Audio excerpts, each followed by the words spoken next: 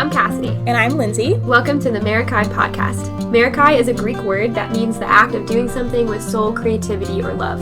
To put something of yourself into your work. This podcast is for fellow photographers to encourage, inspire, and build community in the photography industry with an ultimate goal to reflect Christ through our words and businesses. We are inviting you into our weekly coffee dates where we talk all about our hot takes, interview other creatives who inspire us, and share our hearts with you. Our coffee will be bold, and probably our conversations too. So pour yourself a cup, get cozy, and join us for this week's episode. Hello. Welcome to episode 3, our first ever hot take episode, and boy, are we excited to talk about this topic today.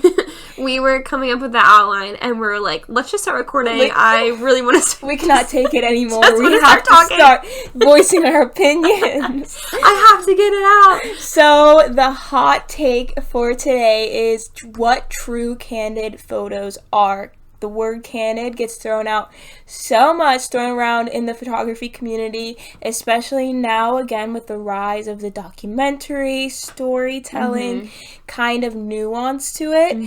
Candid has been around for years and years and years and years. Like, literally everyone knows what a candid photo is. Yeah, even my, couples will reach out and on their inquiry forms, they'll say, I want candids. Right. And I'm like, do we know what a candid is? Right. And so that's what we're here to talk about, is what we think candid photos are and what we think true candid photos are. Yes.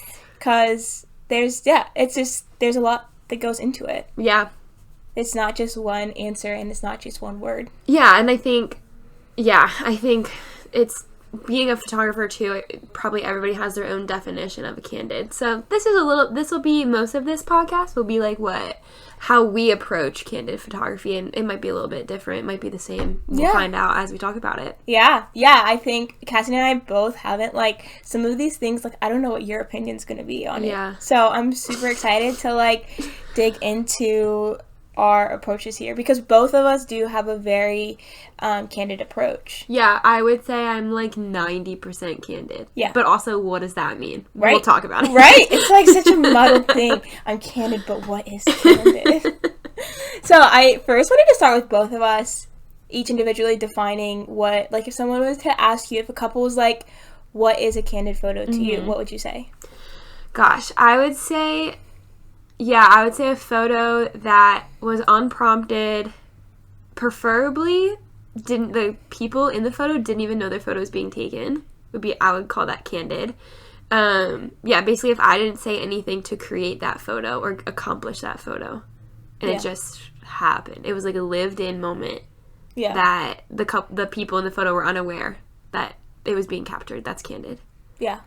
Would you define it differrougly? I would say, if someone was I only want candid photos, I would say that is impossible. I would agree. I say that a candid photo is a photo that, was 100% lived in, and I just captured it.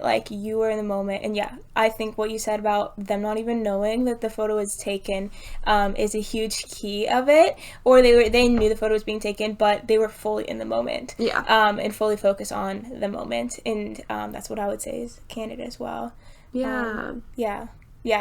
But nice. You said unprompted, which is part of what we're going to talk about. Yes. But when we were talking about this, I was like, you know what? I want to actually look up the dictionary definition of candid, because I think societies or communities, which in this case is the photography community, can take certain words and really take them and run, which can be beautiful. But also, sometimes, no one stops to actually look up, what a word actually means in, the dictionary definition. So I looked up define candid, and I thought that the dictionary definition was very, very interesting. So this is what the definition was.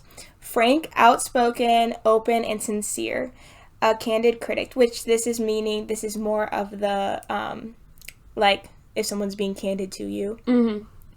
But I really like that it said open and sincere. Yeah. Also a synonym. Actually, I did not like that definition now that I'm reading it. What? No, I like it because the synonyms and stuff. Well, it's not a photography definition, but the outspoken, open and sincere for sure, but then like straightforward, free from reservation I like as like a synonym.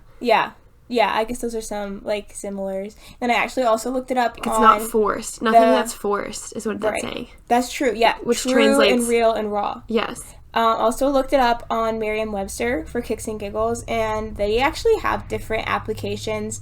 And yeah, like application A is marked by an honest, sincere expression. Yeah, that honest and sincere again. Right. And then point 3.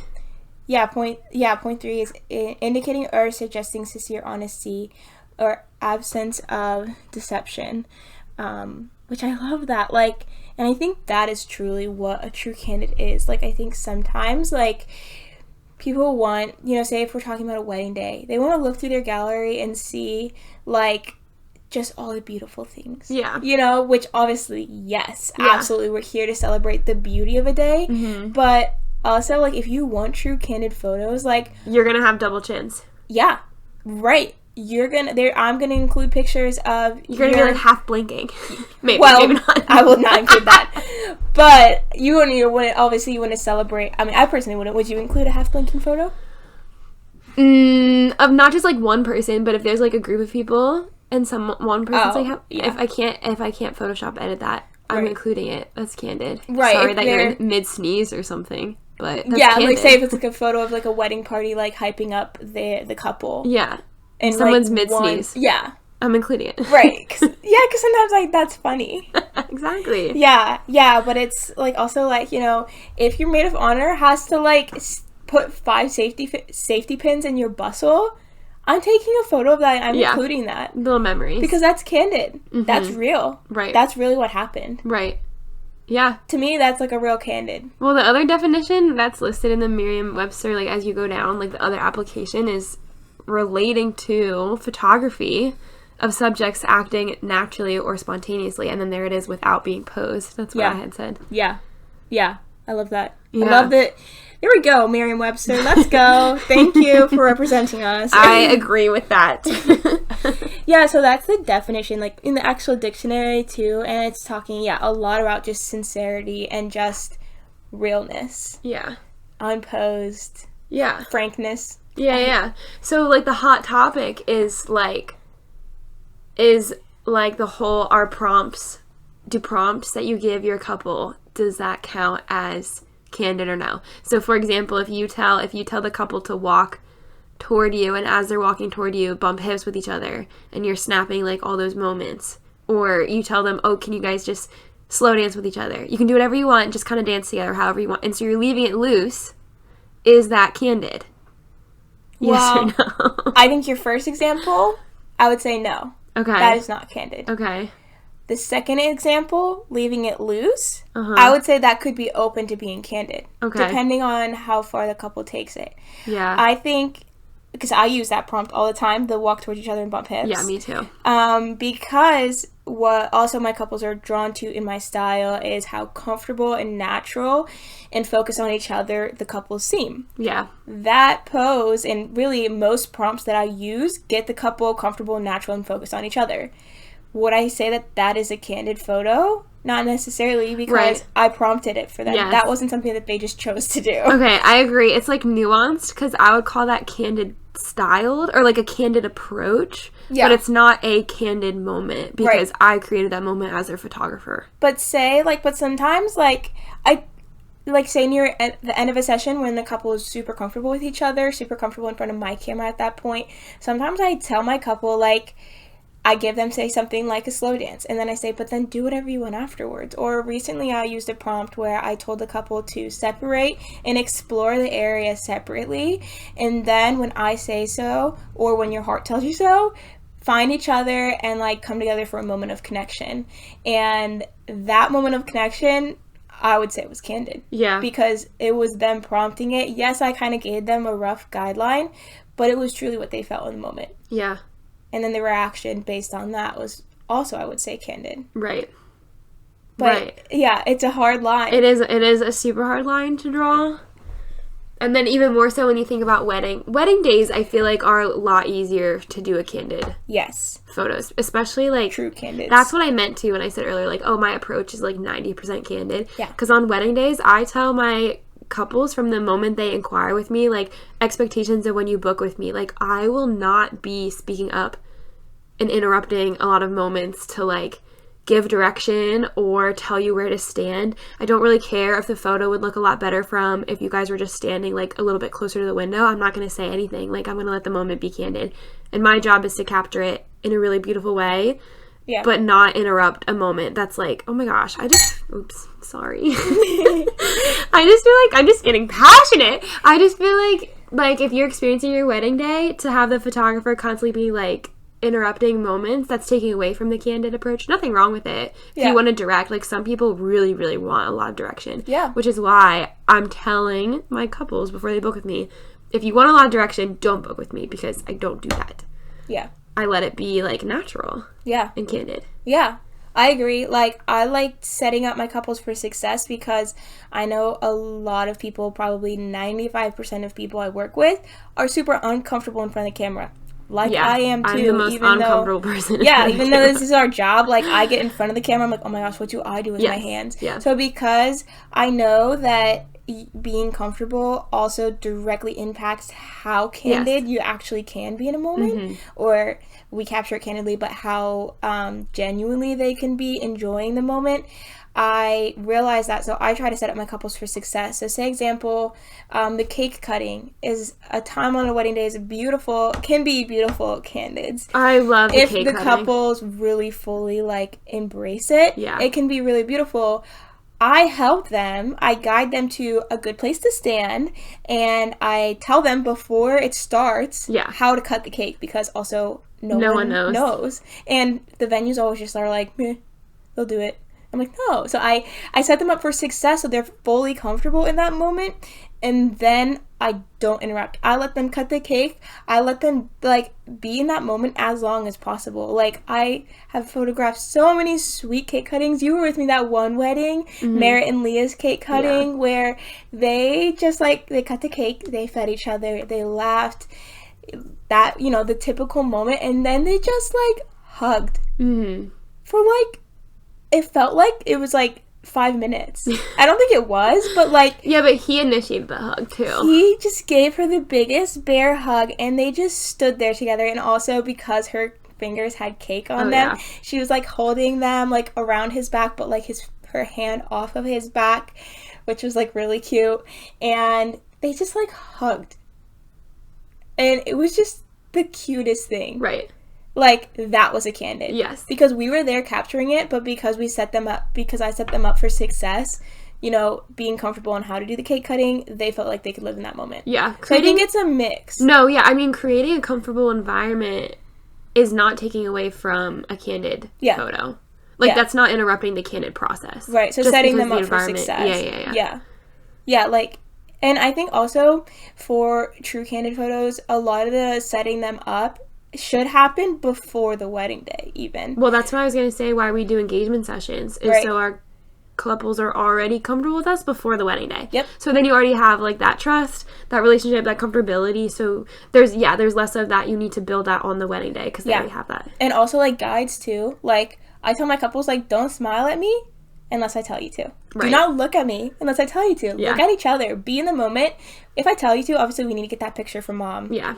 We gotta get that fridge pic, but after that, literally don't look at me. No, I'm literally. Not here. And I also tell them, like, please kiss whenever you want. I hate when I have to tell them to kiss. Yep. But it's like, if you don't give them the, like, that openness of, like, hey guys, just so you know, like, whenever you want to kiss, like, you can do that. You don't have to wait for me to tell you to kiss. Yes, I always. But then that's again setting up a comfortable environment so you get the candids. And I think also, like, a guide is also really good for that too. Is just setting the expectation, and then I also obviously reiterate it too. Like, I tell them right before the session as well, or the wedding. I don't tell them that like by that time, hopefully we've had an engagement session and they already know what to expect. Yeah. That's why an engagement session is very foundational to Yeah. for that. Yeah, to how I approach wedding days. I, need the engagement session with them. Yeah. I need to know you, and you need to know me. Yeah, and we need to be comfy. Right. Comfy and cozy. Right. Yeah, totally. So would you say are prompts true candids? I would say prompts are not. Most, 99%. Here my this is I'm just giving I know, we're just doing the percentages today. 99% of prompts are not candids. Really? Yeah. What's the 1%? I don't know. That's a great question. I need to know about this prompt. The 1% is that super loose prompt that leaves so much freedom that maybe you get one candid moment out of it. So, yeah, prompts are not true candid. I would say candid approach is that. Yeah. Prompts. Right. But a true candid photo in a candid moment is unprompted entirely. Yeah. Yeah. I completely agree. Okay. Okay, so then next crazy buzzword and hot point is how are candid photos different than documentary Which is style a phenomenal photos? question because Documentary is being thrown around all the time these days, but I don't think anyone has ever not anyone. I can't use that word, but rarely do people stop and actually think about what does that mean. it's new for photographers to throw out that word as much as they are. Right. And I even get couples who are I'll be yeah, I'm a documentary style photographer, and they'll be like, you're what? You watch documentaries? What? And I'm no. They don't know what it means. So how do you feel what would your definition of documentary style, I said that weird, documentary style mean? No, it's probably because I say it weird. I think I've been saying it wrong. Oh gosh, I say all words wrong. Okay, what was the question? Yeah, English major. I know, it's a problem. What do I think documentary? See, I'm saying it wrong. Documentary. Is it documentary? We should just keep that in the documentary? podcast because this is that. Documentary. Whatever. Documentary. Okay, what's the difference between documentary? No, what's your definition of documentary? See, See, it's hard to define. Yeah, I think it would be...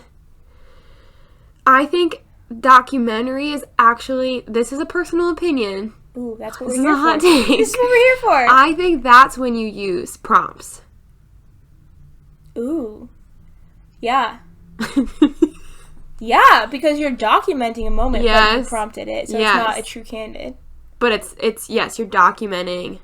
So the steps of posing is there's straight up complete posing where you're editorial, and I would call that editorial. Editorial, yeah, moving every single fingertip, making sure their hair is placed perfectly. Yeah. Yeah, and then there is documentary, where that's a mix. Yeah, that's prompting, but yes, being prompting, hands-off. but observing. I hear the word observing thrown around a lot with documentary. Yeah, style, you're which observing. is similar with candids. Yeah, you also observe. That's then true. I think true candids are not influenced at all. Yes, not influenced at all. Yeah. Just being in the moment. I like these definitions personally. This needs to be the new standard. Get me on Webster. Tiny little podcast. We are making the definition of actual posing for wedding and couples photography. Yeah, everyone needs to use our definitions moving forward. That's a little narcissist. But I think I'm glad that we have made this foundation. That is our opinions. Yeah. And I would love to hear yours. We would love to hear your guys' opinions. Maybe we'll post a poll then on our Instagram story. Yeah. To see what your guys' votes are. That'd be fun. On our definitions, if you guys agree or not. Yeah. I feel like there should be one in between editorial and documentary though. Yeah. I would say that's loose posing. Yeah. What's that called though? In between documentary and editorial? True to life? Maybe. I felt that was just an editing style. Yeah. Yeah, but I feel like there needs to be one in between. We'll think of it later. Yeah. Yeah, but documentary is going to be the feeling of candid, but it's still going to look like beautiful, if that makes sense. Like, I don't think you're gonna get your double chins in your documentary style approach. Yeah, that's true. You're not gonna get the hair that's blowing in the wind, and well, maybe you are. Yeah, you would still. You can get like a good kind of hair blowing, but then you can get like the bad kind. I think the bad kind is Candid. It's true. Yeah. Yeah. Or, like, it's literally in her face. Yeah. That's Candid. If it's actually Candid. If the wind actually blew and you didn't set up a fan. Yeah. So I think our hot takes is that true Candid photos are actually so rare. They're like actual like gold as far as in a wedding gallery. Like, they are so rare, but those moments are like the most beautiful. Yeah. Okay, so there's this guy on Instagram. His name is Timothy Metcalf. I'm so sorry if I'm saying that wrong, Timothy. He released a video that I shared with Lindsay that made us honestly want to start this podcast episode. But he talked about the difference between a photo that can be created on a wedding day versus a photo that cannot be created or even like predicted that it would happen. Or recreated ever. And he was calling that like your candid photos. Like ones that you go into a wedding day not even knowing they're going to happen. Again, you didn't do anything to make that photo happen, so you just can't recreate it. But also his point was that those photos you just love so much more. They're priceless. You look back on them and you're like, that's my favorite photo from the wedding day. Right. Because also, like, something that I have been really, really soaking in and like realizing and just preaching to my couples is the memory behind the photo is almost more important than the photo itself. I always say that. Yeah, like if a photo is taken and in that moment you are actually just stressed like crazy, like say it's a getting ready photo, say you're getting into your dress, that's a beautiful moment on a wedding day. But if you yourself are feeling stressed, overwhelmed, maybe mad, maybe letting the drama, maybe if there's a drama on your wedding morning, if you're letting that influence you, if that's the feelings you're feeling when you're getting into your wedding dress, no matter how beautiful those photos are of you and your mom or your sister or whoever's putting on your dress, you're going to look at those photos and you're going to think about that stress. Yep. And those, whether you realize it subconsciously or actually realize it, you are not going to like that photo. Agreed. But conversely, if there's a moment where you are just feeling pure bliss, say that's a moment after your ceremony where you two are just, say, walking down a path together or even just looking at each other and smiling. Maybe it's not your prettiest smile in the world. Maybe, your face is just like such a big smile that your eyes are like gone, like because of your cheeks. That photo, even though you're probably not going to love the way you looked, because of the memory attached to that moment, you are going to adore that photo forever and ever. Right. Yeah, or like, I feel like this happens a lot at receptions, but like that open mouth laughing photo, that like, you hate the way you look, open mouth laughing, but you're still going to love that photo. Yeah. Because you're going to remember like the joy you felt in that moment and like the happiness, and you're gonna be like, okay, I'm probably not gonna post that on my Instagram, definitely not framing that one for my wall in my house, but you're gonna still hold that photo like so near and dear. Yeah. And you're always gonna go back and look at it whenever you want to remember what your wedding day felt like. Right, because it's actually a photo that you can feel. Yes. Literally my tagline on my Instagram, photos you can feel. Yeah. Because it's so true. Like, that directly impacts the actual moment and the way you enjoy that photo. And I think that's what makes a true candid photo. Yeah, I always say that too, though, about the feeling behind the photo. Like, and you're not gonna, I don't think you can compare the ones that belong in a magazine versus the ones that just take you right back to that nostalgic feeling of the day. Yeah. I know that, I feel like it was like a few years ago, there was like a trend on Instagram or TikTok going around, a reel that was like me practicing my perfect wedding day smile, and then me on in my actual wedding photos, and obviously the practicing of the smile was the most put together, cute, quaint little smile, and then the photos on the wedding day, soft smiles, cute, and then on the wedding day photos it was like these big wide open mouth smiles, or these ones that totally dissolved your eyes. And I love that trend because I so related with that one. Like, I practice my soft smile all the time, but like my big smile is just takes over my whole face, and that's exactly all of our wedding photos. Is that smile. And I wouldn't change it for the world. As it should be. Yeah. I honestly like those photos better than I like my portraits when I was having my, like, fake smile. Yeah. It's really a fake smile. Yeah. Yeah. Yeah. Even if it's a double chin, I really could care less. Right. Yeah. Which is, yeah. But again, that's where you're setting up for success. Yes, and creating that comfortable environment. Right. And, like, I tell my couples, like, if you're worried about a double chin, just bring your face out a little bit more from your neck. That's all it takes. Mm-hmm. It's really all it takes. But hopefully they're not even thinking of that in the moment. No, yeah. And I don't think most people are. No. Most people. Right. Our ideal clientele. All right. Which is, again, why I always explain my approach to my clients. Because I was like, just so you know, like, I am not going to be a hype girl. I'm just not. That's just not who I am. That's just not how I approach photography. Like, while you're in a moment, I'm not going to be like, I do it a little bit because I do love my clients. And you have to reassure them. You have to reassure them. But there's a huge difference between just really being a hype girl. I can't explain it, but, like, there's just moments where I just know to keep my mouth quiet. Yeah, that's what I explain to my couples on, like, consultation calls. I say there's moments where I'm hands-on, there's moments where I'm involved, but then I am empathetic enough to know that the moments where I just need to stop and become a wallflower. Yes, and I prefer the wallflower moments. Yeah. Maybe it's because I know I'm getting the true candids. Right. Especially, like, I use this one as an example a lot. Like, if, like, mom's getting her dressed, like, I just really prefer, or, like, the first look. Like, I just really prefer not even to, like, because maybe they're having a little conversation. Mm-hmm. I don't even want them to know I'm there. Like, I don't want to be a part of that conversation as they're, like, you know what I mean? I don't even want them to hear me, like, laugh almost, because I just want them to be in the moment and not even think about how there's still a photographer on them. Yeah. So if you can, like, back up far enough with a good lens where they feel like they're having a private moment, they almost forget you're there. Maybe that's why I keep using that as part of my definition too, is, like, they're, like, living so much in the moment that they, like, forget there's a photographer because I'm not saying anything. I'm being a wallflower. Like, or I use the word gentle witness on my Instagram page. Which I love that. Thank you. That's really sweet. Because the word witness is super intentional.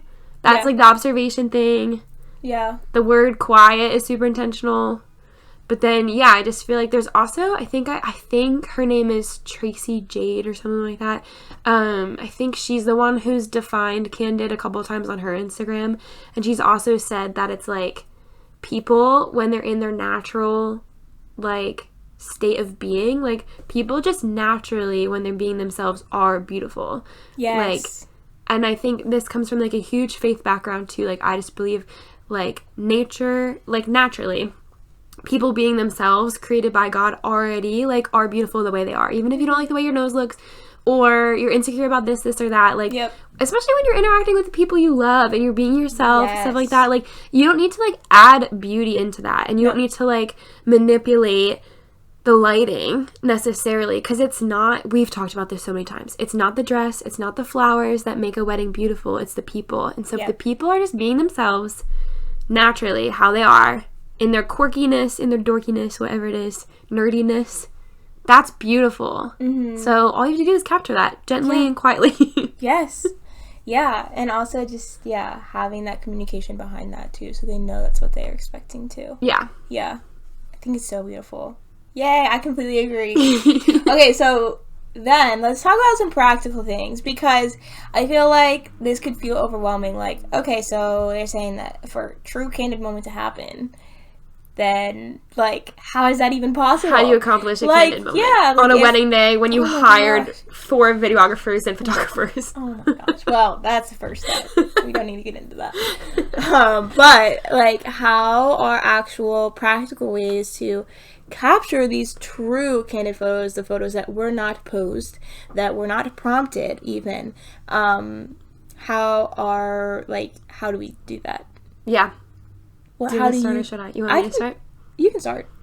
Okay. Well, it's going to sound contradictory to the definition that we literally came up with ourselves, but I feel like there's moments in a wedding day that I just know a candid could happen. Yeah.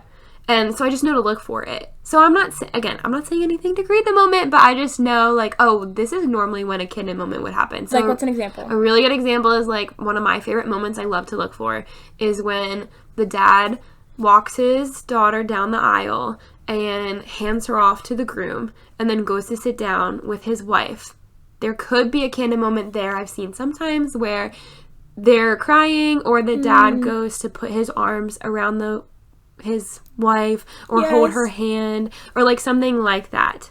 Watching the dynamic of parents who, you know, are obviously still married and like still very much in love, like, it's really beautiful. Yeah, so even like the eye contact that the mom and dad might have, knowing like we just gave our daughter away. Oh my gosh, don't make me emotional now. Like, you can't recreate that moment, but I know it's gonna happen at most. Like, I know it could happen. There's potential for it. Yeah. So I know to look for it. You're like, it's like a candid spy. Yeah. Like, I wish we had like little rear view mirrors on our heads. Okay, to, no, like, you literally are things. like a ninja spy if you're doing candid photos. You really are. This is why you wear all black. One of my you are a ninja spy. Like, one of my favorite things is when like other people realize I'm taking a really sweet candid.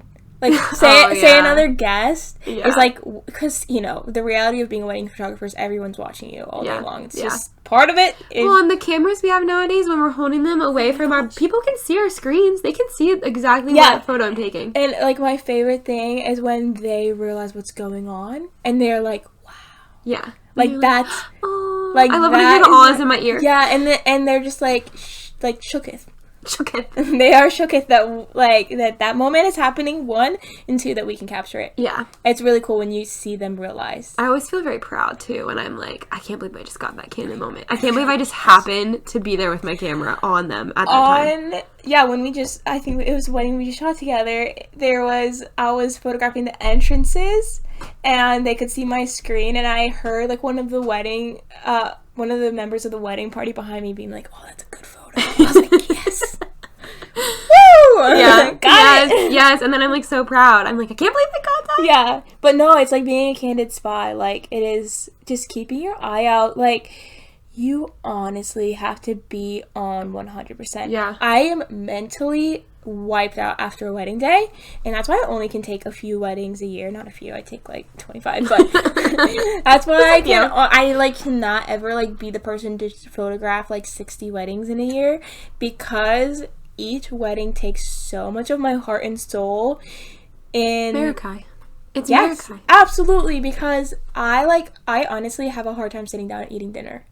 Because I know that there's candid moments happening that I could be missing if I'm not just standing there looking around. Well, yeah, I was gonna say that what you're kind of saying is like don't basically ever turn your camera off. Yeah, like it shouldn't be off. It's kind of what it takes. And then it helps when you have like mirrorless and it has the eye tracking, because you really can whip that bad boy like up and take a picture real quick and it's already in focus. Yeah, because it eye tracked. Back to the candid ninja. That's the ninja. That is the ninja in us. Mirrorless helps, I will admit. Absolutely. And I actually recently saw, what was it? Someone reposted it on Instagram. They said a candid moment in bad lighting is still, it was like much prettier, but it was saying like pretty much like a candid moment in bad lighting is still such a beautiful candid moment. Yeah. Like, honestly, I think bad lighting is something that photographers know about, but a couple, again, like, they have the memory behind the moment.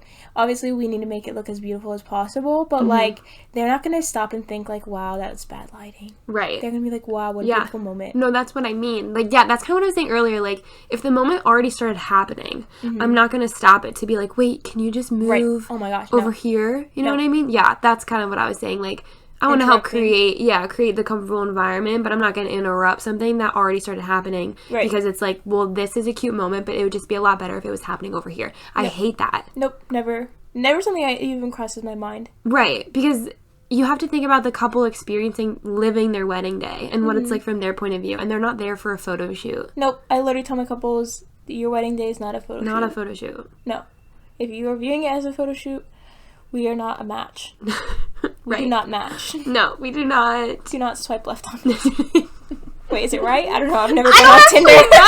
Either. Whichever one's yes, don't swipe. Just don't swipe anywhere. You want your wedding day to be a photo shoot.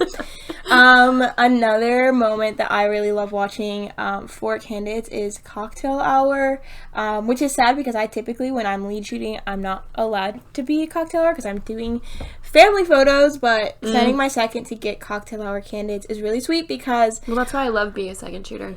Yes. You can see all the candidates. Anyway, right. Yeah, because, like, I always tell my couples, like, this is why I literally include a second shooter in every single of my packages, because like the couple, all they really want to be is experiencing their day with their guests. They also want the photos, so typically, you know, the hour, if you're not doing a first look at least, the hour between ceremony and reception is family photos, wedding party photos, and romantics, your portraits together, if you're not doing a first look.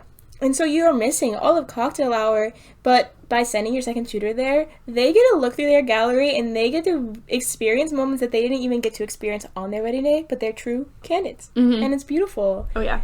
They love to see their guests and having a good time. Yeah. Yeah. So I love the candids. And then also, a moment that recently I have really started, like, paying attention to and almost, like, staying awake for is family formals are miserable. Yes. Every photographer hates them, but I also have been realizing the beauty in them. And something that I have been doing is after a formal photo is taken, obviously you have everyone in a pretty layout, everyone smiling, all attention, fake smiles at you. But the moment I put my camera down is every single time I see a really sweet moment happen. Whether that's grandma kisses, the groom on the cheek, or like the mom like starts crying, gives a hug, like that is when the moments happen, not when, like, I'm saying 1, 2, 3 cheese. I don't say cheese. I do not say cheese. Hot take. You should not say cheese. That's disgusting. Just kidding. If you say cheese, I don't judge, but I personally don't. But it's after that. So I've been realizing that I, like, start dropping my camera a little bit to get them comfortable, but I'm still like, acknowledging and watching and there to snipe a moment. Yes. Okay, that ties into, like, another tip of how I create candid moments. Or whatever, or like how I go about approaching with a candid like mindset, is space and timelines.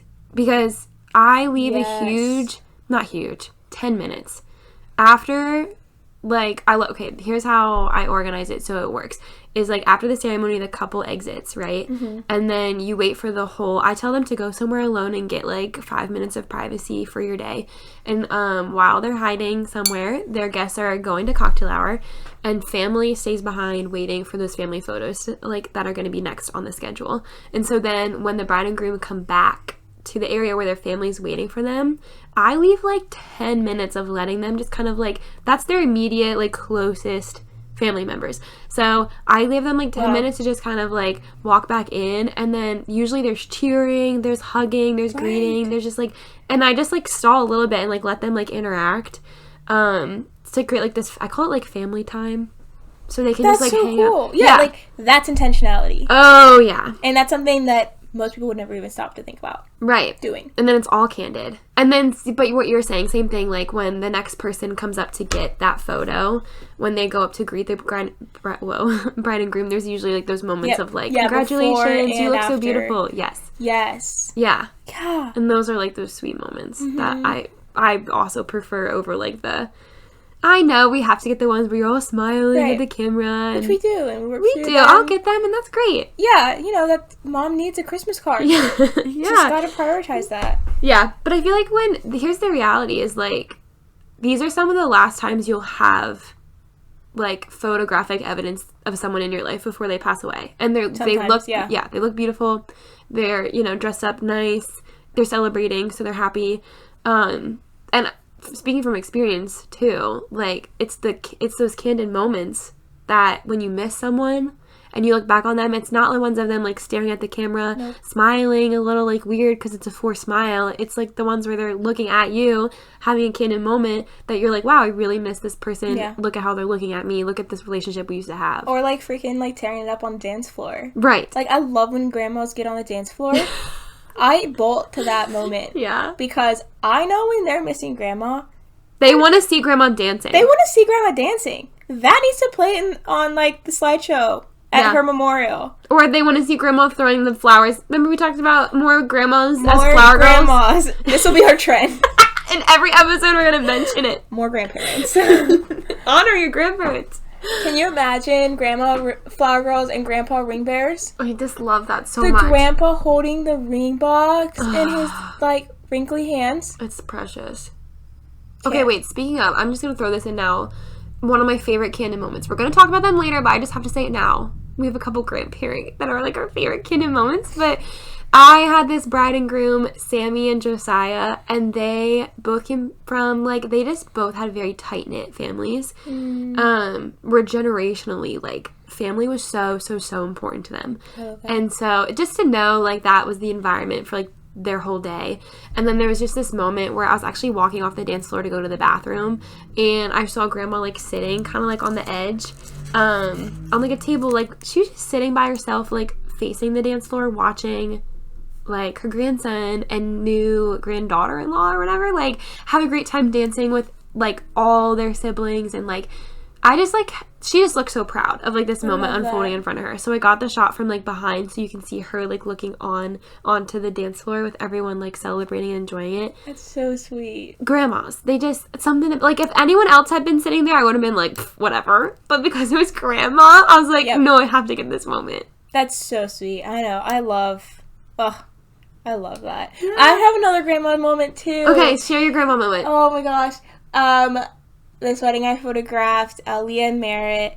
Leah, also same thing, like, her family was so important to her. I mean, both of them, but Leah was, like, especially, like, my grandma is my VIP. I always ask my couples who your VIP guests are. Obviously, they love every guest they invite, but, you know, there's those special people that I always ask about, so I can make sure to get lots of good photos of them. Grandma was one of her VIPs, and I tell you, their relationship is so cute. I have a picture of them, like, cheesy smiling at me, and their cheese smile is the same exact. Copy paste. They look identical. But anyways, there was a moment, I think it was during or after family photos, and Grandma gets down on her hands and knees and fluffs out Leah's dress. Oh my gosh.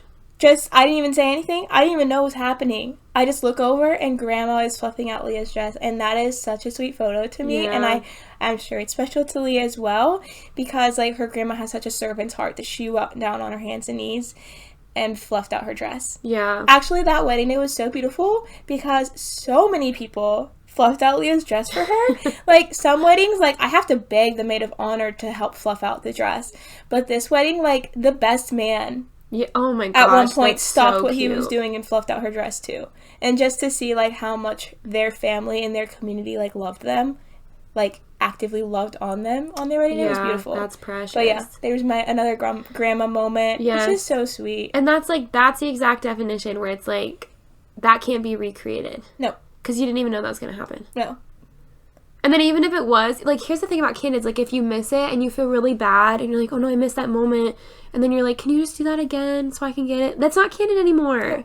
Because the emotions that were there, that were being felt and experienced the first time it happened, that was the candid moment. That was it. That was it. And if you missed it, it's okay.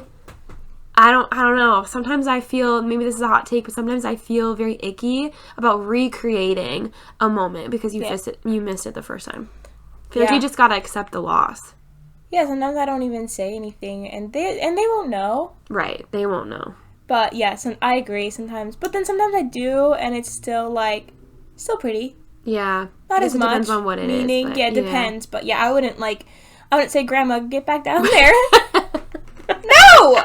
Never. I would never ask Grandma to get back down there. Like, that was a once in a lifetime, probably. Yes. Probably, yeah. Yeah, so... Because she wasn't doing it for the camera. No, she was doing it out of love. Right. Oh, that's so beautiful. Yeah, and yeah, I think we kind of briefly touched on this, but something that doesn't get talked about enough, and I think this is a huge part of actually capturing candid photos, is creating a timeline with space. Yeah. We briefly mentioned that. We briefly mentioned it, but I think it needs more airtime because, like... Let's go back. Let's rewind. I am literally considering not booking, like, under 8 hours, ever. I personally don't. Yeah. I have, like, a 6-hour package for, like very non-traditional weddings that maybe don't even have a reception. Yeah. But, like... Anytime I'm on a consultation call, I say I do not recommend 6 hours because what's going to happen is we're going to be running around like crazy people and you're never going to enjoy a moment. Yeah. You're not going to be able to pause and enjoy any moment, and your wedding day will feel like a photo shoot. See, this is a hot take, but that's why I don't put any hours on any of my packages. Yeah. Which I feel like a lot of people hate that philosophy that I have. Yeah. Well, but it's because of how I function. Like, I've always been this way from the beginning. Creatively And mentally, like, literally just how I am, like, I cannot be rushed, personally. And I also don't want to rush my clients. Right. But I cannot be, I can't rush through a wedding day. No. And then the candids don't happen, and if my whole approach has always been mostly candid, I need space on the timeline. Right, and it goes back to also if what they are feeling in that actual moment directly impacts the way they feel about their photos. If their full wedding day is stressed and rushed because of a timeline, they're not going to like their photos because they're going to feel stressed and rushed the whole day. Yep. And yes. I always tell them too, like, I've experienced, like, when I've been in weddings, photographers who, like, bark at the wedding party to hurry up because they're on a tight timeline and we have to get to the next photo, the next thing. But I don't know, that just goes, that still plays a part in that comfortable environment, right, where, like, your bridal party is also experiencing the day and if they're having fun, yeah, and they're able to, like, live in the moment more. But if they're being rushed because they have to get to the groomsmen photos and you need to be quicker, you're not in the moment anymore. Right. Yeah, so what if the groomsmen take 10 minutes to stroll from one side of the yard to the other because they're joking with each other? Right. Shut up and photograph Just photograph it. Yeah. Like, it's happening. Yeah. Like, if you tell them to hurry up, they're not going to hurry up anyway, so just get over it and photograph it. Right. Yeah. Yeah. Hot take. 100%. Yes. Shut up and photograph the moment. Be that gentle witness. Yeah, it's so true. And so, yeah, building a timeline that allows space for things to actually happen is absolutely key. Absolutely key. And if you leave, like, 30 minutes, that sounds like a long time, but it probably really, really is. If you know what I mean, though, where it's like, I've been trying to do this with bridal party more, where, especially if the bride and groom don't want to go to cocktail hour, sometimes the timeline doesn't allow for this, but I've been trying to, like, create a schedule where it does, where, like, you do your bridal party photos, but then you still have them, like, maybe gathering in a space, and ideally, if the venue can bring them food and drinks, but they're just, like, hanging out. That's cool. With the bride and groom and the bridal party before they enter the reception. That's fun. Yes. And then you're grabbing candids of the bridal party, like, mostly when I do this, they're just teasing each other or, like, joking around. Lots of jokes. Yeah, like, honestly, what I'm realizing is, like, ditch the list of typical photos. Yeah. Like, typically right before grand entrances, you're getting your lighting set up and you're waiting for grand entrances to start. Ditch that.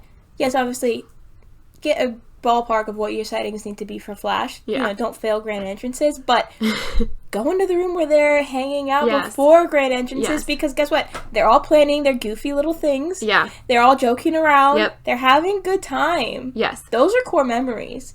They are. That don't get captured a lot of times. Well, they will become core memories if they're captured because you'll forget that it happened unless there's photographic evidence of it. One of those other passing moments. Yeah. Yeah. Can we just clone ourselves like 10 times on a wedding day? That would be nice. Be everywhere at once. Yeah. Let's figure that out and then just treat. Well, that is why you said this, but I just want to double tap on it, emphasize it a little bit more. You only offer packages with second shooters. Yep. All inclusive. Because you want to be in 2 places at once. Yeah. So my second shooter can be getting their settings figured out, and I can be in the room so I can run out 2 seconds before. Yeah. And hopefully their flash settings are good. So I offer a single shooter package because that's my way of bringing costs down for some couples since I'm doing unlimited hours. Yeah. But I do explain to them if they're going to book that package, just know, like, your day will not feel very candidly. It will actually have to be a lot more timed and scheduled because I can't be in 2 places at once. And so, and there could be moments that are missed that I will have to ask to be recreated. Like if mom pinned the boutonniere on and I wasn't there for that. Yeah. And you kind of wanted that moment, you're going to have to kind of fake it for me. And I let them know it's just not going to feel very organic. But if, like, that's a cost-effective thing and you want that. But most of the time when I explain that, couples are like, give me that second shooter. Right. And it helps so much with flow and everything, like, being stress-free. Yeah, I think, so I structure my packages. I do the hourly, and then, but I'm, like, chill, too. Like, I'm, like, if the last dance and, like, the grand exit is, like, 10 minutes after my ending time, like, I'm not gonna leave. Yeah. I'm a human. Like, if it was me, I would want the photographer to stay 10 minutes. And I'm not going to charge them, like, $500 for that. Oh, my gosh, no. No, I'm a person, and they're a person, and we are friends. So, yeah. But I do, like, the 6, 8, 10, 12. And then I have an unlimited package as well that's kind of like Shoot the Moon. And that's awesome because, you know, that is, you get me all day. Nothing has to be rushed. Everything will be captured. Yeah. And I love that. But that's the way I can keep costs down, because if someone's like, I want you, but like, I can afford 8 hours. Like, then that's, you know, that's still a day captured. That's still moments captured. Yeah. And with 8 hours, it can still be chill. Yeah. 6-hour full weddings, I do not. No, I would never. I would, even 8 hours, I'm like, Unless you don't want most of the reception captured or do not want any getting ready captured. Yeah. But that's sad to me. Yeah, I agree. So next we want to kind of tell to kind of add a fun spin on this and probably some practical examples to what we believe are true candids. We each wanted to share a few stories of like a few of our favorite true candid moments. Yeah, and we'll probably drop these photos of these moments on our podcast Instagram, which is, what is our Instagram? It's Meraki.photo podcast. Meraki.photo.podcast. Check it out if you want to see these candid moments, what they looked like captured. We'll each post them. But we're gonna share like some behind the scenes of like how that moment unfolded in front of us. Yeah. So one of my recent favorites, and I guess this began as a prompt, because it happened at an engagement session, but it became a candid moment. It was for Taylor and Josh's engagement session. We had already been photographing and hanging out. We weren't photographing the whole time, but for 2 hours at this point. Oh my gosh. And so we were super comfortable with each other, and they had a lot of time to just spend together. And so this prompt I honestly just like had them like holding one hand facing each other, admiring each other. Like, that's one of my favorite things to tell couples to do, is just stand and admire each other. And so they were just standing and admiring each other, and this moment probably lasted a good 3 minutes, and Taylor actually got genuinely emotional. Like, she had tears in her eyes just because of the monument moment that they were having. Like, this is their engagement session. They had been together since they were 12 and 14. Wow. So they were like, they're such a young couple, and like, this is finally their engagement session. And I think that it just all hit her in one moment, and she like was emotional like during their engagement session. That's so sweet. Just like staring eye to eye. It was a really beautiful moment. Yeah, because you can't force emotion. Right. I didn't tell her to cry. Yeah. Like, I just told them to admire each other, and that's what admiring each other meant to them. Okay, So I mean, sweet. yeah, that brings up a good point back to like what candid is and isn't. Like, okay, I'm thinking out loud, but okay, for example, when I'm doing bridesmaids photos, I don't tell them, okay, now look at each other and laugh, because that's not candid. Yeah. And also, that's so forced. But I'll tell them, like, I'll have them look around at each other, and I'll wait long enough for either awkward laughter or genuine laughter. Someone will say something and they'll like genuinely, or maybe sometimes I will say something to like prompt their actual laughter, and then I'll capture that and I'll use those photos. But if I know their laughter was genuinely happening, like that, like emotion, like tears, that just genuinely happened, and you didn't say like, okay, now look at each other and think about how in love you are until you start crying. Like, right. Yeah, you can't be like, yeah, just do all that, please. Like, they're not actresses. Right. Actors so even laughter, actresses. I think, is the same thing, though. Is like, I don't want to just say, now fake laugh. Right. I want the laughter to be genuine, and I'll wait until it is genuine. Yeah. Yeah. And then I'll use that moment. Absolutely. I do the look at each other and laugh. I'm trying to find ways around it, because that is always such a beautiful I hate picture. that prompt. I'm sorry. Yeah, I hate it too. And it makes people uncomfortable. It does. But that's the one they post on Instagram because they like it. So I'm trying to figure out ways around it. It's probably like a prideful thing where I'm like, I will not give them a photo where I know they were fake laughing in. I need that laughter to be genuine. It's a pride thing, though. I'm prideful. In my candids. I don't even know what to say. I'm prideful in my candids. I mean, but at the same time, like, there is a level of responsibility we have as wedding photographers. Mm-hmm. That we cannot be prideful because it's not about us. Right. Oh, yeah. So. Oh, yeah. Calling you out. But I'm thinking about my client, because it's going to go back to, like, that whole, like, I know I was fake laughing in that moment and I don't really care about it photo. Yeah. Yeah, but also the fake laughter turns into real laughter. Yes, that's what I'm saying. And I'll that's wait. the moment I use. That's what I'm saying. Oh. I'll wait until the laughter becomes genuine and use that moment. Yeah, but I still use that prompt to then put on the... Okay. Because fake laughing is hilarious. Yeah. Your fake laugh sounds ridiculous. Oh, yeah. So you real laugh because of your fake laugh. As long as it does turn into, because sometimes it doesn't. It and doesn't. That feels icky. Yeah. Yeah. Yeah. And then you gotta try something else if it didn't work. I've tried before the singing ABCs to each other. Okay. Does that work? No. That's because you're probably picking the wrong song. I've seen that used, but like with like, I like big butts and I cannot lie. Like a funny song. Oh, that's a good idea. Pick a funny song.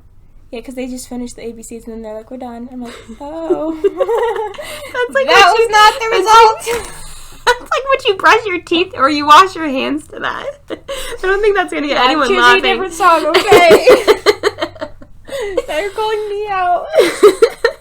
These are hot takes. These episodes are uncomfy. Okay, wait. You tell me a story now. Okay. Tell me a story. Let me think. Like, we're sharing our favorite Candid moments. Yeah. This isn't super specific. This might be more back to, like, just moments I know to look for, but I have, like, this weird obsession with hands. You do. Anytime Cassie's second shooting for me, I'm, like, going through the gallery and I'm like, what is this? All hands. What is this photo of? I think hands speak It's true. love. The way that you, like, hands are just such a love language in and of themselves. Yeah. And that's something that you don't prompt necessarily. Like, No. At least, like, the photos that I'm thinking of in my head of moments I've captured is, like, Subconscious. hands are subconsciously doing things. Yeah. And, like, there's a photo that I second shot for you that I know you love because you told me that you love it. Yeah, and I wanted to put it on my website. But then I'm you like, should. No, I it's still not my think photo. It's your should. photo. You It's should your put it on. photo. No, it's not. You should put it on your website. I would feel bad because I feel like it's your photo because I shot it for you. Yeah, but you took it. Ugh, this is I got the same photo, but without the lens filter. And I liked the lens filter on your Gotcha. photo. Yeah. I was Yeah. using, like, a light prism. Yeah, you were. But it was a close-up of their hands. And Beautiful. it was, like, this unprompted, like, I think it was Leah and Merritt again. We That talked wedding about them was so gold. many times. That was gold for candids, true candids, because they were truly in the moment of their life. Yes. But he, I think, was playing with her ring, or I don't remember exactly. I love it when bride and grooms play with their rings. Yes, after, they fiddle with them. especially the groom because it's his first time wearing it. Yes, that's what I'm saying about hands. Yeah. So that's another Candid moment I look for. Yeah. And every single wedding, the groom does it at some point because he's never had a ring on his finger before. Yep. So, like, he'll just start twirling it subconsciously, and I look for those moments as I just love hands. Yeah. At this recent wedding, I just got a picture of my couple. They were, like, looking at each other's hands with their rings on. I love that. So cute. Yes. I've seen that during family portraits where the bride's, like, showing off her ring to her family. Yes. Like, now that she has the double stack. I love it when, like, guests come up and are like, let's see them. Yes. Like, Yes. I love that. I love looking out for that moment. So that's, like, all hands. Or just the way, like, during ceremony, like, if I'm wandering around and a husband, or even a boyfriend, I don't know, a guy has his arm around a girl. Cute. I'm capturing that. Yeah. Something about the way his arm's just chilling over her shoulder, or if they're holding hands. I love to do, like, hands holding pamphlets. Yep, me too. It deepens the story. Like, yeah, you could go put that pamphlet? Ew.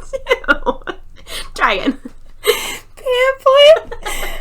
On, like, the chair, or, like, by the flowers, but, like, that's boring. They chose that person to hand out the pamphlets. I almost messed it up again. Why is that a weird word? It is weird. Yeah. The brochures. What are they? Let's call it brochures. They chose that person because they thought that person would be good for the job. Yeah. So they want a picture of them. Especially, if it's, like, someone holding... I love this about outdoor photos. Someone holding it in their hand and fanning themselves with it when it's hot during an outdoor ceremony. Yes. Kind of grabbing, like, that hand fanning their face. Love that. Love it. These are all these hands Candid moments that are, like... I've gotten them at so many different weddings. They pretty much always happen in some form or another, but just those close-ups of hands. Yeah, I just love keep them. an eye out for that. It's beautiful. Yeah. And those are not, those aren't photos you print and put on your walls, but those are moments that as you're going through your gallery, it helps complete the memory for you. Yeah. or Yeah. deepen that memory for you. Yes. Or see like the beauty. grandma's hand with her corsage on or something Right. like, oh. So many things I just come to thought my of mind. another one. Like, I had a picture where I was taking, like, a picture of just the grandmas were just, like, holding hands on, like, each other's laps with their corsages. I love that. It was cute. And then it turned into, like, more of a pose moment, but I didn't tell them to do it. I took a picture of their hands just holding, and that was super cute. And then they wanted a picture together, and then that was cute, too. But, yeah. Yes. Just, like, I have things like one that. where grandma, again, we love grandma. This one was at Lydia and Matthew's wedding, and they were doing, like, this, I guess there was, like, this special relationship that the grandma had with her late husband. I don't know if he recently passed away or what, but she kind of let me know that she was surprising her grandmother with a photo of her husband on the chair next to her, like, for the ceremony. And she wanted her grandmother's reaction when she would be escorted in and seated next to her husband. Dang. So I think she had, like, this incredibly beautiful relationship with her husband for many, many, many years. And so I got the moment. Like, I wasn't sure, like, how that would have worked out, like, if I would be there. I wasn't sure when grandma was arriving, when she would be seated. Like, I wasn't 100% sure. But I happened to be there when the moment happened, and it was entirely candid, and that grandma's reaction, like, was so pure. And, like, what you would see on a viral video, like, her reaction of how taken aback she was, and then she, like, reached for someone's hand because, you know, she was, like, emotionally, like, being overcome. And then she just sat down next to it and then put her hand, like, right on the seat, like, by his photo. And so it got that close-up of her hand, like, touching his frame. And, like, you could just tell how, like... I can't. I can't. Sweetest photo ever. Because her face just said it all. Okay, that is so sweet. I know. I wonder if we should make a whole episode telling these kinds of stories. No, really. Because I feel like we could just spiral off of each other, and it would just, like, bring up new memories, too. I know. Well, this is just, like, evidence that you and I really do, like, approach weddings very candidly. Because and, so like, many moments. How much we treasure the weddings that we do. Yes. Because, like, I know, like, because, like, so much of wedding photography has, like, a bad rap. Like, sometimes I tell people I'm a wedding photographer, and they're like, oh, I'm sorry. Yeah, they're like, I could never. I get that a lot. Yeah, and I'm like, you have no idea. My weddings are incredible. Yeah. Like, I feel so blessed with the couples that I can photograph because they are genuinely my friends and they have such beautiful stories to tell. Right. And then even though these aren't our moments and our memories, like, the way that you and I are so emotionally attached to them anyways, like, just shows our podcast name, too, though. Like, like, we really are putting our heart and our soul into our weddings that we're doing for our couples, even though they're not our wedding day. Like, I care about them with a heart that is, like, so full of, like, these memories that I know my couples get to experience. I love how, like, I've stopped and thought about this. Like, is it unprofessional to say my couples or, like, our couples? But I say it all the time, and, like, I don't know how else to say it because I'm not just going to say my clients. That sounds icky. Yes. They're not my clients. They're my couples. I think the same way. I think because you and me take such a relational approach to photography, to say clients just makes that feel unrelational. Oh, I hate it. Yeah, so I intentionally choose to say my couples. I never talk about money with my couples either. That's all on Honeybook. Really? Yep.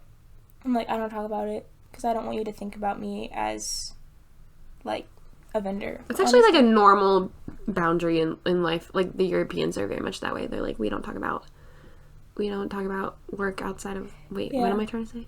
Cut like, this part out. Like, yeah. Kaden, help. Please. After what you said was good. I actually I don't even know, like, if I do or don't. Have I ever talked about money with my clients? Like, it sometimes happens, like, on consultation calls, if a client asks me about, like, to talk through my packages, like, I'll do it. Like, I'm not... It's not like I about your pricing. I do that all before. I talk about the hourly packages I recommend, but, like, unless they are like, and how much does that cost? I don't talk about it. Like, unless they actually ask me, like, I don't talk about it. Like, you never break down what, like, itemize each thing in your package. Is that what you mean? No, I do that all my pricing guide. I don't talk to them over the phone about that because you say, please look at my pricing guide if they ask. I'd send it before the call. Okay. So they have it right away, and I assume that they've already looked through it. If they have questions about the specific hours, I guide them through what I would recommend for them for that day. But, like, I try to keep the consultation call based more on connection and emotion than I do finance. No, I do not want it to be talking about money. Okay, because I hate talking about money. Hopefully they're not looking at their photos as something of, like, money value, because that is priceless. Yes, that is a priceless treasure. Good photos, true candid photos, is a priceless treasure. So I want them to stop thinking about the money, not in a manipulative way at all. I've heard photographers talk about this in a manipulative way, where they say they try to get their couple to confirm that they're booking with them on the call, so that they feel like they actually have to book with them because they said it on the call. They kind of like trick them into saying that on the call. That's salesy. These are people who studied business in college. Or they give them like incentive, like, if you book within 24 hours of your consultation call, I'll take off this. That was one of the workshops that mentally screwed me over, because it was all about how to manipulate and use sales to manipulate. Obviously, there's a science behind sales, but I want it to be genuine. Like, I want us to have a genuine connection, and I hope that genuine connection means that you find me a valuable investment. Yeah. But I try not to talk about it on the call. Yeah, I like that so much more. I guess then in that case, I don't talk about, I just break down my packages. I don't ever mention what it costs. I just refer to them. I'm like, my one package that offers this is like this. Exactly. But I don't mention the price. Yeah. And then but then there's this package where you can, like, these things are included. Mm-hmm. But I'm not telling them. I just assume that they've looked at my website already and they just know. Yeah. Yeah, me too. I should send a pricing guide, though. Yeah, I'm actually revamping my pricing guide to be super, super, super detailed. Like, answer every single question that they thought of and all the questions they haven't thought of, too. Nice. And obviously break down everything. The things that I'm repeating over and over on a call that is, like, ick. I just want a call to be like, tell me about yourselves. What is your vision for your wedding day? How can I help you accomplish that? Agreed. And here's what you can expect if you book with me. Which, again, is me explaining how I get candids, and that if you're okay with some double chin... No, I don't actually say that. But you know what I mean? Like, yeah, but the boring what you can expect could all be on a pricing guide, and what you can save for a consultation call is just explaining your approach. Yeah. That's what I mean. Yeah. That's what I share. My approach. Yeah. I think we're on the same page, but we talk about it differently. I know. We always do this, and then we'll talk in circles, and we're like, actually, we're literally agreeing with each other. We're just saying it differently. Which is what you get here. Okay, so this means, because we both jotted down several stories of candids that we've gotten and the story behind them, that we have to have a whole episode talking about these candid stories. Yes. So we'll make note of that, because we cut this short because we knew we could talk forever about this topic. So yeah, this is a huge, huge, huge passion. We will definitely put a poll on our Instagram. Definitely be on the lookout for it, because we want to hear about, like, other photographers' opinions of this, of our take on true candid photos, also our take on we talked about editorial, documentary, and candid, kind of like breakdown of how posed or how unposed it is. Yeah. And what's the first thing you think of when I say the word candid? Bam. What's the first word you think of? Are you asking me right now? I don't know. Like, let's do it. What's the first thing that pops in your head when I say candid? Genuine. What's the first thing that pops into your head? I don't know, because candid. I've been thinking about it because I asked you. Wait, I don't even know. Okay, but I can tell you, I don't think of another word, but I see things in my head. Does that make sense? Like, I see pictures in my head. Are you okay? Like, if you say the word editorial, I picture, like, immediately a guy standing and a girl, like, sitting in front of him, and they're looking in two different directions, and he has his hand on her shoulder. Shut up. I think the same exact thing, but opposite. No, you don't. He's sitting, she's standing. That's funny. Really? And, like, kind of filmy edit in a studio. Yeah, he's in a black suit. Have we seen the same photo recently? She has photos, and her hairstyle is like the one that is up in a messy slicked, bun. No. Oh. I was going to say slick back just in the front and then curly in the back. Oh, I picture like a low curly bun. That too is good. With some like strands. Yeah. That's so funny. Actually. See, that's what I meant when I said like I see things in my head when you say the words. Yeah, okay, I see that. But that didn't answer my question. And if you say documentary, I picture those ones of really, really, really far away, and there's a couple like running around on like a mountainside, hillside. Yeah. Immediately when I picture. Okay, then when what you about say Candid? Because that's the only one you haven't defined, and that's the one I asked about, and that's this podcast topic. I don't know. I feel like because we talked about Candid for too long, now I have so many pictures in my head about it. One word. One word? When you say... I can't do this. Say it! I don't know. Real. Oh, I see. R-E-A-L. Yeah, what do you think I meant? I don't know. I What just other wanted real to is define there? it because there's R-E-A-L? reels on Instagram. R-E-A-L. Real. So you just copied me. What did you say? Genuine. That's not copying. It's the same word. What? We're defining the same word. What do you expect? Okay, maybe we have to have a bloopers episode. We're over caffeinated. That's the problem. It's so true. I need water. I'm getting dizzy. Yeah, okay. We're gonna end this. Come back next week if you dare. No, actually, next week we are talking all about new locations and location scouting and our approaches, both of our approaches to that, and also some tips and tricks on maybe things to look at if you're scouting a new location and shopping for new locations. So definitely tune in next week. It's a little bit more structured than this, but this was our very first hot take, and it was hot, but it wasn't too steamy. We have some steamy hot takes coming in the future, so we might ruffle some feathers, but it's exciting. So yeah, so tune in then. Thanks for listening. We'll see you guys. See you later. See you later. See you later. You'll listen to us later.